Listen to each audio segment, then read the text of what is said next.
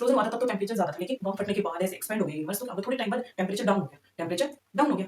उससे कौन सी गैसेस निकली? हाइड्रोजन और हीलियम, और वो गैस आगे जाके कंडेंस हुई, उन्होंने गैलेक्सीज बनाई और गैलेक्सीज से बना हमारा यूनिवर्स। अब देखो आफ्टर इंडस्ट्रियलाइजेशन मतलब जब पोल्यूशन ज्यादा हो गया, पोल्यूशन ज्यादा हो गया तो ट्री की ट्रंक का कलर भी डार्क हो गया, तो डार्क वाली मौत आराम से छुपा रही थी, प्रीडेटर लाइट वाली को कैच कर रहा था, इसलिए लाइट वाली जो विंग थी वो कम थी। तो ये है नेचुरल। हेलो बच्चों, मेरा नाम है कामना यादव और बेटा आज हम करेंगे इवोल्यूशन के क्वेश्चंस। एनसीईआरटी की हर लाइन से आपके लिए क्वेश्चंस बना के लेके आई हूँ। 4 ऑप्शन दिए हैं आपको और इसी से हम क्वेश्चन करेंगे। यहाँ पे कोई भी रिपीटेड क्वेश्चंस नहीं है कि जो पीवाईक्यूज हैं वो डाल दिए, नहीं। नई एनसीईआरटी की जो लाइन है यू की यू है और उसके 4 ऑप्शन आपको दे दिए हैं। तो इससे क्या होगा, आपका रिविजन भी हो जाएगा और आपकी बढ़िया से प्रैक्टिस भी हो जाएगी। साथ ही साथ मैंने आपके लिए बढ़िया नोट्स भी बनाए हैं एनसीईआरटी से। ठीक है, तो चलो स्टार्ट करते हैं। जो फर्स्ट क्वेश्चन है वो ये है कि जो नेचुरल सिलेक्शन है वो किसने दिया था? लेमार्क ने दिया था? नहीं, उन्होंने तो इनहेरिटेंस ऑफ एक्वायर्ड कैरेक्टर बताया था। जिराफ की जो थी वो नेक थी वो बहुत लंबी हो गई थी। Use and disuse of organs ये बताया था उन्होंने। चार्ल्स डार्विन ने बताया था नेचुरल सिलेक्शन के बारे में, survival of fittest, reproductive fitness. ये किसने बताया था? चार्ल्स डार्विन ने, कि जो प्रोजेनी है, रिप्रोडक्टिव फिटनेस जिस प्रोजेनी की ज्यादा होगी उसकी क्या होगा, उसी को नेचर सेलेक्ट करेगा। जो भी स्पीसीज है वो जिस भी एनवायरमेंट में ज्यादा नंबर ऑफ स्पीसीज जितने ज्यादा बच्चे पैदा कर रही है तो नेचर क्या है उस चीज को सेलेक्ट करेगा। तो रिप्रोडक्टिव फिटनेस जिसकी ज्यादा होगी उसी को नेचर सेलेक्ट करेगा, सिलेक्टेड बाय नेचर। ठीक है, ये किसने थ्योरी दी थी? चार्ल्स डार्विन ने। अब क्वेश्चन नंबर 2 है, ये है एविडेंस ऑफ इवोल्यूशन है, इसमें से क्या नहीं बताता? फोसिल्स रिकॉर्ड्स एवोल्यूशन बताते हैं। कंपैरेटिव एनाटॉमी यानी कि जो अंदर की जो बॉडी की स्ट्रक्चर है उसको तुम कंपैरेटिवली स्टडी करते हो तो वो भी इवोल्यूशन के बारे में बताती है। एम्ब्रियोलॉजी, जो स्पीसीज है उसका एम्ब्रियोलॉजिकल डेवलपमेंट है, उसका क्लीवेज है, मोरुला ब्लास्टुला, इसको देख के तुम इवोल्यूशन को बता सकते हो। एस्ट्रोलॉजी, इसका तो कोई मतलब ही नहीं है, तो इवोल्यूशन से कौन सी चीज कनेक्टेड नहीं है? एस्ट्रोलॉजी नहीं है। एम्ब्रियोलॉजी से तुम बता सकते हो इवोल्यूशन के बारे में, एनाटॉमी से बता सकते हो, फोसिल रिकॉर्ड से बता सकते हो। ये जो पहले क्वेश्चन है ना ये थोड़े बेसिक्स हैं, उसके बाद हम थोड़े एडवांस क्वेश्चन पे जाएंगे। तो क्वेश्चन नंबर 3 है, survival of the fittest is associated with, किसके साथ एसोसिएटेड है? लेमार्किज्म ने तो बात ही नहीं करी थी, उन्होंने तो use and disuse of organs बताया था, इनहेरिटेंस ऑफ एक्वायर्ड कैरेक्टर बताया था। डार्विनिज्म यस, म्यूटेशन थ्योरी नहीं है, ऐसा कोई मतलब नहीं है। सर्वाइवल ऑफ द फिटेस्ट में क्या था कि जो सबसे ज्यादा फिट है उस एनवायरमेंट में, जो सबसे ज्यादा रेजिस्टेंस है उस एनवायरमेंट में, वो आगे जाके वो स्पीसीज वहां पे क्या होगी, सेलेक्ट हो जाएगी। स्ट्रॉन्गेस्ट स्पीसीज, वीकेस्ट स्पीसीज जो थी वो इलिमिनेट हो जाएंगी, जो सेंसिटिव स्पीसीज थी वो इलिमिनेट हो जाएंगी और जो स्ट्रॉन्गेस्ट वो स्पीसीज वहां पे नेचर में फिट हो जाएंगी, सेलेक्ट हो जाएंगी बाद में जाके। तो ये डार्विन ने बताया था। ठीक है, यही था कि जो fitness of individual better fit in environment, यानी कि जो स्पीसीज उस एनवायरमेंट में बढ़िया फिट हो रही है ना उसी को सेलेक्ट करेगा नेचर आपका जाके। ठीक है, नेक्स्ट क्वेश्चन देखो, बिग बैंग थ्योरी क्या थी? ओरिजिन ऑफ लाइफ नहीं। बिग बैंग थ्योरी ने बताया था भैया ब्रह्मांड का ओरिजिन कैसे हुआ था, ब्रह्मांड का ओरिजिन कैसे हुआ था, यानी कि origin of universe. Big bang theory कैसे हुआ था? बिग बैंग थ्योरी में क्या बताया था उन्होंने कि बहुत बड़ा एक्सप्लोजन हुआ था, बम फटा था, ह्यूज एक्सप्लोजन, बहुत बड़ा एक्सप्लोजन हुआ था। उसके बाद यूनिवर्स, अब कोई चीज बम फटेगी तो यूनिवर्स ऐसे एक्सपेंड हो गया था, एक्सपेंड हो गया था। जब एक्सप्लोजन हुआ था तब तो टेम्परेचर ज्यादा था, लेकिन बम फटने के बाद ऐसे एक्सपेंड हो गया यूनिवर्स, तो क्या होगा, थोड़े टाइम बाद टेम्परेचर डाउन हो गया, टेम्परेचर डाउन हो गया। उससे कौन सी गैसेस निकली? हाइड्रोजन और हीलियम, और वो गैस आगे जाके कंडेंस्ड हुई, उन्होंने गैलेक्सीज बनाई और गैलेक्सीज से बना तुम्हारा यूनिवर्स। तो बिग बैंग थ्योरी किसके ऊपर थी? ओरिजिन ऑफ यूनिवर्स के ऊपर, ब्रह्मांड का जो ओरिजिन है वो कैसे हुआ था। अर्थ का ओरिजिन कब हुआ था भैया? 4.5 billion years ago. Which gas was not present in the early earth, early अर्थ पे कौन सी गैस प्रेजेंट नहीं थी? तुम्हें पता है भैया हाईली रिड्यूस्ड एनवायरमेंट था, तो ऑक्सीजन तो वहां पे थी ही नहीं, तो यही अपना आंसर हो गया। मीथेन, अमोनिया, वाटर वेपर्स, ये सारी चीजें थी। देखो ये एक्सपेरिमेंट, अर्ली अर्थ में क्या था, मोल्टन मास फटा था, वोल्केनोज फटे थे, उसके बाद मोल्टन मास निकला था, उससे क्या हुआ, गैसेस वगैरह निकली, उस गैसेस ने कंडेंस होके गैलेक्सीज बनाए, है ना, क्लाउड्स बनाए, ये सब चीजें। तो मोल्टन मास में कौन कौन सी गैसेस थी? वाटर वेपर्स थे, मीथेन था, है ना, कार्बन डाइऑक्साइड थी और अमोनिया थी, ये गैसेस थी। लेकिन यहाँ पे ऑक्सीजन नहीं दिख रही ना, क्योंकि ऑक्सीजन वहां पे थी ही नहीं, हाइड्रोजन वगैरह ये सारी चीजें थी, हाईली रिड्यूस्ड एनवायरमेंट था। अर्ली अर्थ का ओरिजिन कब हुआ था? 4.5 बिलियन ईयर्स एगो। वहां पे कोई एटमॉस्फेयर वाली चीजें नहीं थी तब। 7th क्वेश्चन है, experiment that stimulate early earth condition. Test to origin of life, ऐसा कौन सा एक्सपेरिमेंट है, ऐसे कौन से साइंटिस्ट हैं जिन्होंने जो कंडीशंस थी वो लैब में सारी लगा दी थी कि भैया जो ये ओरिजिन ऑफ लाइफ है, ये कंडीशंस जब तुमने बताई थी कि उस टाइम पे ये गैसेस थी, ये टेम्परेचर था, तो क्या ये सच में था भी या नहीं था? तो ये एक्सपेरिमेंट किसने किया था? सेम जो अर्ली अर्थ की कंडीशन थी वो उन्होंने अपने लैब में कर ली थी, और वहां पे वो गैसेस डाली थी जो उन्होंने बताया था कि अर्ली अर्थ पे ये गैसेस थी और ये टेम्परेचर था, तो उन्होंने वो टेम्परेचर क्रिएट किया था। ये किसने किया था एक्सपेरिमेंट? मिलर एंड उरे ने। डार्विन ने तो survival of the fittest, reproductive fitness, natural selection, ये सारी चीजें बताई थी। लुइस पास्चर, ओपरेन एंड हल्डा ने, इनकी अलग थ्योरीज है। ठीक है, तो ये है एसएल मिलर एक्सपेरिमेंट। क्या था? उन्होंने कंडीशंस और अर्थ थी ना वो सारी अपने लैब के अंदर कर दी थी। टेम्परेचर ज्यादा कर दिया, वोल्केनिक स्टॉर्म्स, एटमॉस्फेयर में मीथेन, अमोनिया, ये सारी गैसेस थी, ये सारी यहाँ पे डाल दी। मीथेन डाल दिया, अमोनिया डाल दिया, H2O डाल दिया, हाइड्रोजन गैस डाल दी, वाटर वेपर्स डाल दिए, और वहां पे क्या किया? लाइटनिंग की, है ना, लाइट प्रोवाइड की। फिर क्या हुआ? टेम्परेचर भी ज्यादा हुआ, तो उन्होंने देखा कि हाँ भाई ये बात सच है कि उस टाइम पे ये गैसेस थी और इन सबसे प्रोटीन, कार्बोहाइड्रेट्स और ये सारी चीजें बन रही थी। ठीक है, ये एक्सपेरिमेंट था मिलर एंड उरे का। ठीक है, विच theory suggest that originated from pre existing non living organic molecules? ऐसी कौन सी थ्योरी थी जिन्होंने बताया था जो प्री एग्जिस्टिंग लाइफ थी उसके नॉन लिविंग ऑर्गेनिक मॉलिक्यूल्स से हमारी लाइफ आई है? वो क्या थे? डीएनए, प्रोटीन, ये सारी चीजें organic molecules, non living organic molecules. ठीक है, panspermia, spontaneous generation, chemical evolution. DNA और प्रोटीन क्या है? केमिकल्स हैं, ऑर्गेनिक मॉलिक्यूल्स हैं, की जो लाइफ है वो किसी केमिकल से आई है। ठीक है, ओपरेन एंड हल्डाने ने क्या बताया था कि केमिकल इवोल्यूशन नाम की चीज होती है, ए बायोजेनेसिस होती है, लाइफ क्या होती है? ए बायोजेनेसिस यानी कि नॉन लिविंग ऑर्गेनिक थिंग्स। ए बायोजेनेसिस यानी कि non living things. Life come from pre existing non living organic matters. Non living organic matter कौन से थे? प्रोटीन और आरएनए। ठीक है, अब देखो थ्योरी ऑफ बायोजेनेसिस क्या थी? लिविंग थिंग से। ए बायोजेनेसिस यानी कि नॉन लिविंग थिंग से, केमिकल इवोल्यूशन से। बायोजेनेसिस यानी कि लिविंग थिंग से। Life come from pre existing life, यानी कि पहले से कोई लाइफ एग्जिस्ट कर रही है उसी से लाइफ आई है। ठीक है, उन्होंने क्या बताया था कि भाई एक्सपेरिमेंट किया था उन्होंने फ्लास्क में कि किल्ड ईस्ट डाल दी तो लाइफ नहीं आई, और अगर जिंदा ईस्ट और उसके साथ उन्होंने एयर डाल दी तो उन्होंने कहा कि एयर में ही लाइफ है, तो उसी से लाइफ आई है। तो ये एक्सपेरिमेंट था उन्होंने। ठीक है, theory of spontaneous generation, A biogenesis यानी कि नॉन लिविंग थिंग से। इसमें क्या बताया था? थ्योरी ऑफ स्पॉन्टेनियस जनरेशन यानी कि नॉन लिविंग थिंग से लाइफ आई है, कि भाई गले सले मैटर से गया, डेड मैटर से, डिकेइंग मैटर से, रोटिंग मैटर से, कि भाई जो कीचड़ है, मड है, वहीं से मच्छर पनप रहे हैं, तो यानी कि लाइफ है वो नॉन लिविंग थिंग्स आई है। तो क्या ऐसा है कि जो मच्छर है वो कीचड़ से थोड़ी ना है? मच्छर तो मच्छर से ही आया है ना? तो फिर question number 9, panspermia refer to the idea that life come from, कहां से आई? वोल्केनो से आई, ओशन से आई, आउटर स्पेस से आई, लाइटनिंग से आई। आउटर स्पेस से आई। उन्होंने कहा था कि भाई जो लाइफ ना तो किसी नॉन लिविंग थिंग से आई है ना लिविंग थिंग से आई है। ठीक है, लाइफ आई है दूसरे प्लेनेट से, स्पर्मा आ गए, स्पोर्स आ गए, कुछ मटेरियल आ गया दूसरे प्लेनेट से आ गए। तो ऐसा नहीं था। थ्योरी ऑफ पेंस्पर्मिया क्या बताती है कि जो अदर प्लेनेट है वहां से लाइफ आई है, स्पोर्स की फॉर्म में, स्पर्म की फॉर्म में, है ना, सीड की फॉर्म में, वहां से लाइफ आई है। वो जो स्पोर्स हैं, सीड है, वो अर्थ के ऊपर गिरे और वहीं से लाइफ आ गई। तो क्या ऐसा होता है? नहीं। तो थ्योरी ऑफ पेंस्पर्मिया गलत है। ठीक है, अब ये क्वेश्चन देखो, which of the following is example of homologous organ? Homo का मतलब बेटा सेम। ठीक है, और होमोलोगस ऑर्गन कैसे होते हैं? जिनका सेम ओरिजिन है लेकिन फंक्शन डिफरेंट है। देखो, विंग्स ऑफ बर्ड, यार फंक्शन सेम हो गया, और इंसेक्ट के विंग्स और बर्ड्स के विंग्स सेम सेम काम करते हैं। Fins of fish and wings of bats नहीं। Fore limb of whales and human arms. Origin तो सेम है लेकिन डिफरेंट फंक्शन है।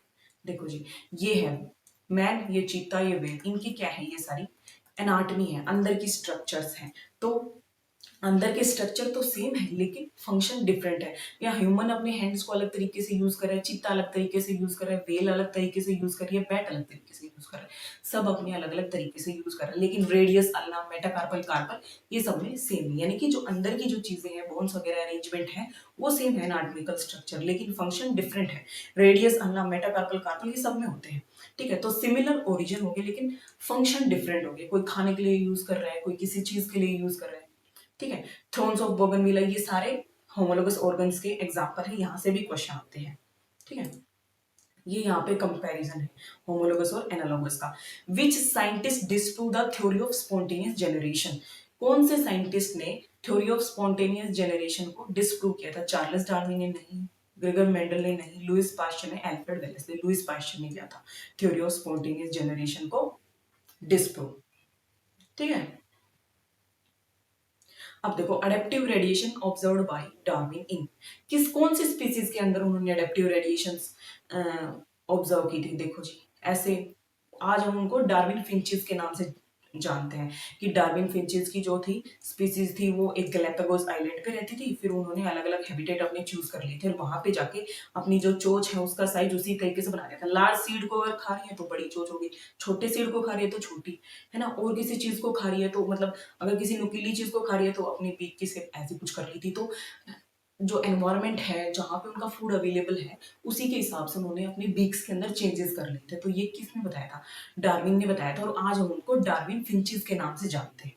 ठीक है, अडेप्टिव रेडिएशन था कि भाई एक गैलापागोस आइलैंड था, वहां पे ऐसे माइग्रेट कर रही थी स्पीसीज, एक जगह से दूसरी जगह जा रही थी लेकिन सेम हैबिटेट था। जो खाने के जो तरीके हैं वो अलग अलग थे, कहीं पे लार्ज सीड है कहीं पे छोटा सीड है ऐसे। ठीक है, ये थे फिंचेस, डार्विन फिंचेस, इनके अलग अलग जो है ना बीक शेप था। ठीक है, ये क्वेश्चन नंबर 13 करो। Which term describe the sudden large mutation causing evolutionary changes. Sudden large mutation causing evolutionary changes, gene flow, saltation, genetic drift, natural selection.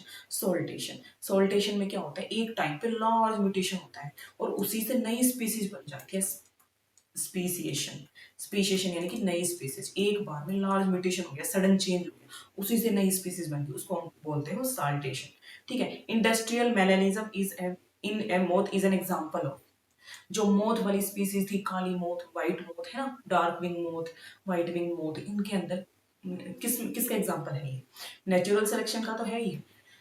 Genetic drift नहीं, इसमें तो change of allylic frequency, changes in gene और ये सब होता है। Adaptive radiation तो बता ही दिया तुमने कि डार्विन फिंचेस इसका एग्जांपल है। नेचुरल सिलेक्शन कि जब ज्यादा मतलब पोल्यूशन वगैरह है तो डार्क विंग की मोथ को वो सेलेक्ट कर रहे हैं, व्हाइट विंग कम रह जाएंगी, और जब पोल्यूशन नहीं था तो व्हाइट विंग ज्यादा थी, व्हाइट विंग मोथ ज्यादा थी और डार्क विंग मोथ जो थी वो कम थी। देखो ये है इंडस्ट्रियल मैनेजम, बिफोर इंडस्ट्रियलाइजेशन यानी कि तब पोल्यूशन कम था। पोल्यूशन कम था तो क्या हुआ, जो डार्क वाली मोथ है वो कम थी और जो व्हाइट वाली मोथ ज्यादा थी, क्योंकि जो ट्री का जो ट्रंक है ना वो लाइट कलर का था, तो लाइट कलर वालों को छुपने में बढ़िया रहता था, क्योंकि प्रीडेटर उनको ढंग से ढूंढ नहीं पाता था। क्योंकि जो ये देखो ध्यान से देखो, ये जो लाइट कलर मोथ है और जो ये ट्री का कलर है, ट्री के ट्रंक का कलर है, ये मैच हो रहे हैं, तो इनको छुपने में दिक्कत नहीं आती थी। काली वाली मोथ क्या है, पकड़ी जाती थी, प्रीडेटर से आता था उसको, ट्री की ट्रंक के ऊपर डार्क वाली मोथ आराम से दिख जाती थी और उसको कैच कर लेता था। वो कैच कर लेता था तो क्या होता, जो डार्क कलर की मोथ कम बचती थी और व्हाइट, ये जो लाइट कलर की है ये ज्यादा बचती थी। अब देखो आफ्टर इंडस्ट्रियलाइजेशन मतलब जब पोल्यूशन ज्यादा हो गया, पोल्यूशन ज्यादा हो गया तो ट्री की ट्रंक का कलर भी डार्क हो गया, तो डार्क वाली मोथ आराम से छुप पा रही थी, प्रीडेटर लाइट वाली को कैच कर रहा था, इसलिए लाइट वाली जो विंग थी वो कम थी। तो ये है नेचुरल सिलेक्शन, किसके थ्रू होता था, इंडस्ट्रियल मैनरिज्म। आफ्टर इंडस्ट्रियलाइजेशन और बिफोर इंडस्ट्रियलाइजेशन में क्या फर्क था। Hardy Weinberg principle states that allele frequency remain constants unless affected by, constant रहती है हार्डी वेनबर्ग की जो एलिलिक फ्रीक्वेंसी हमेशा 1 रहती है, P+Q1 देखो ना कि, तो एलिलिक फ्रीक्वेंसी कांस्टेंट क्यों रहती है और वो किससे अफेक्ट करती है, वैसे तो कांस्टेंट रहती है लेकिन affected by, affected unless affected by natural selection से, म्यूटेशन से, जेनेटिक ड्रिफ्ट से। तो ये ही तीन चीजें हैं। अगर म्यूटेशन हो गया तो क्या हो गया, एलिलिक फ्रीक्वेंसी चेंज नहीं हो जाएगी, जीन्स के अंदर तो म्यूटेशन कर दोगे तो एलिलिक फ्रीक्वेंसी चेंज हो जाएगी। जेनेटिक ड्रिफ्ट, कोई कोई जीन है उसने ड्रिफ्ट कर लिया, कोई एलील है उसने ड्रिफ्ट कर लिया, कहीं और चला गया, तो एलिलिक फ्रीक्वेंसी चेंज नहीं हो जाएगी। तो ये ऑल ऑफ द अबव, इन सारी चीजों से जो हार्डी वेनबर्ग इक्विलिब्रियम है वो अफेक्ट होता है। देखो जी, factors affecting Hardy Weinberg equilibrium, genetic drift अगर हो जाएगा वहां पे तो भी उसकी एलिलिक फ्रीक्वेंसी चेंज हो जाएगी, जीन फ्लो हो जाएगा, जीन माइग्रेट कर जाएगी एक जगह से दूसरी जगह तो भी, जेनेटिक रिकॉम्बिनेशन कुछ और वहां पे रिकम्बाइन कर दिया, जोड़ लिया, तो नेचुरल सिलेक्शन, म्यूटेशन, ये सारी चीजें हैं, ये हार्डी वेनबर्ग इक्विलिब्रियम को अफेक्ट करती है, चेंज करती है। ठीक है, the study of fossil carbon, palaeontology बहुत ही आसान है ये तो। पैलेंटोलॉजिकल एविडेंस क्या था, पहले के टाइम पे जब करते थे स्टडी ऑफ फॉसिल्स, अवशेष वगैरह मिलते तो क्या होता था, जो पुराने एनिमल्स हैं वो बरीड हो गए, रॉक्स के नीचे आ गए, मर गए, लेकिन आज भी उसके अवशेष, हड्डियां हमें मिल रही हैं। ठीक है, तो वो हम तुम कैसे करते हो उनको, स्टडी ऑफ फॉसिल्स को स्टडी करते हो, एज रॉक्स सेडिमेंट्स, भाई बहुत पुरानी रॉक्स है उसके नीचे तुम्हें कुछ मिल गया है ना, तो उसको तुम बोलते हो फॉसिल्स। रेडियो एक्टिव डेटिंग से तुम इसका पता लगा सकते हो। ठीक है, the evolutionary history of an organism as, कौन सी evolutionary history, evolutionary history of an organism is known as taxonomy, phylogeny, ontogeny, no phylogeny. Evolutionary history जिस तरह तुम डिसेंडेंट्स और ये सब चीजें बताते हो कि तुम्हारा एंसेस्टर कौन है, ठीक है, तो ये तुम किसमें बताते हो, फाइलोजेनी में। ठीक है, evolution occurring due to chance event like natural disaster is called, chance occurring, chance से हो रहे, ठीक है, evolution. Gene flow, genetic drift, natural selection, adaptive radiation, तो जी ये होता है जेनेटिक ड्रिफ्ट से। कैसे, change in gene frequency by chance, chance है मतलब है भी कि एलेलिक फ्रीक्वेंसी चेंज हो भी जाए ना भी हो, लेकिन स्मॉल पॉपुलेशन में, ये छोटी सी पॉपुलेशन है, बाय चांस इसमें एलेलिक फ्रीक्वेंसी का चेंज हो जाए। रैंडम, नॉन डायरेक्शन, रैंडम भी हो सकता है, किसी भी डायरेक्शन में हो सकता है, नॉन डायरेक्शन, तो ये है जेनेटिक ड्रिफ्ट। ठीक है, जीन है वो अपने हिसाब से अपने बाई चांस चेंज हुआ है, तो क्या आंसर है इसका, genetic drift. Next question, the first organism to produce oxygen were cyanobacteria. ठीक है, question number 20, the similarity in structure of bones in different species indicate homology. Homologous organ क्या थे बच्चों, होमोलोगस ऑर्गन क्या थे, जिनका ओरिजिन सिमिलर था, है ना, लेकिन जो फंक्शन था वो डिफरेंट था। होमो का मतलब same, same structure, same anatomical structure. ठीक है, ये है होमोलोगस ऑर्गन, ये मैंने आपको बता दिया। ठीक है, डाइवर्जेंट इवोल्यूशन में होमोलोगस ऑर्गन और कन्वर्जेंट इवोल्यूशन में एनालोगस ऑर्गन। ठीक है, which scientist propose the idea that species evolve through the use and disuse of organ, ये किसने बताया था, लेमार्क ने बताया था।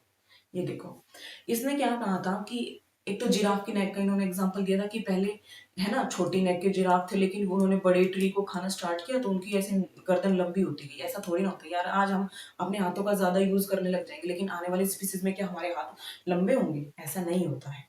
ठीक है, use and disuse of organ, मतलब इन्होंने बताया था कि जिस ऑर्गन का तुम ज्यादा यूज करोगे ना तो फिर वो बहुत ही स्ट्रेंथन हो जाएगा, स्ट्रॉन्ग हो जाएगा, लंबा हो जाएगा, लेकिन ऐसा होता है नहीं होता है। उस टाइम पे हुआ क्या था कि जो छोटी नेक वाले जिराफ थे वो डाई हो गए थे, क्योंकि जो वेजिटेशन है छोटी वाली हार्बोर श्रब्स वो खत्म हो गई थी, तो बड़ी नेक वाले जिराफ भी बच गए थे। तो ये माना जाता है कि जो बड़ी नेक वाले जिराफ है वो ही जिंदा है, क्योंकि जो बड़े ट्री को खा पा रहे थे वो सारे जिंदा थे, और जो छोटे ट्री को खा पा रहे थे वो सारे मर गए थे, क्योंकि छोटे ट्रीज थे। ठीक है, इसलिए ये सब हुआ था। The presence of vestigial organ in an organism support the theory of evolution, obviously हमारे पूर्वजों में जो वेस्टिजियल ऑर्गन पूछ होती थी, है ना, फिर क्या हुआ, धीरे धीरे धीरे धीरे वो गायब होते गए, लोगों को हेयर्स आने लगे, लेकिन आज भी छोटे बच्चों में आ जाती है, मतलब छोटी सी जो टेल अमाउंट है वो तो वो सर्जिकली रिमूव हो सकती है, उसका कोई मतलब फंक्शन नहीं है हमारी बॉडी में। ठीक है, सर्जिकली रिमूव कर सकते हैं उसको। Which of the following is not a type of natural selection, stabilising selection पता है तुम्हें, डायरेक्शनल होता है भैया। स्टेबलाइजिंग सिलेक्शन क्या होता है, किसी भी मीन वैल्यू को स्टेबल करना। डायरेक्शनल या तो इधर शिफ्ट हो गया नेचुरल सिलेक्शन, या इधर शिफ्ट हो गया, मतलब किसी भी डायरेक्शन में हो गया डायरेक्शनल। डिसरप्टिव कि या तो छोटा ही रहेगा या तो बड़ा ही रहेगा, तो ऐसे दोनों बीच का जो स्टेबलाइजिंग है उसको हटा के जो दोनों है वो। आर्टिफिशियल नहीं, ये नहीं है इसका आंसर। ठीक है, यही है इसका आंसर। देखो, which of the following is not a type of natural selection, stabilising, directional, disruptive, ये सारे तुम नेचुरल सिलेक्शन में पढ़ते हो। देखो, स्टेबलाइजेशन में जो मीन वैल्यू है उसको ये तुम्हारा जो है नेचुरल सिलेक्शन उसको मतलब सेलेक्ट हो जाएगी वो स्पीसीज जो मीन वैल्यू का करती है, फिर एक डायरेक्शन में शिफ्ट हो गई, या तो इधर हो गई या इधर हो गई, एक ही होगा। डिसरप्टिव में दोनों मतलब जो पेरिफेरल वैल्यू है उसको तुम सेलेक्ट कर रहे हो, बीच की वैल्यू को सेलेक्ट नहीं कर रहे हो। ठीक है, पेरिफेरल वैल्यू जो किनारे पे वैल्यू है या तो कम या ज्यादा, ठीक है, बीच वाली वैल्यूज को तुम सेलेक्ट नहीं कर रहे हो। और स्टेबलाइजिंग में सिर्फ और सिर्फ मीन वैल्यू, मोर इंडिविजुअल, जो बीच में सेंटर वाली स्पीसीज को तुम सेलेक्ट कर रहे हो। ठीक है, अब question number 24, which is an example of convergent evolution, convergent evolution के एग्जांपल कौन से हैं। Beak shape in Darwin finches नहीं, ये तो अडेप्टिव रेडिएशन का एग्जांपल है। Marsupial mammals and placental mammals, जी हाँ, ये है कन्वर्जेंट इवोल्यूशन का एग्जांपल।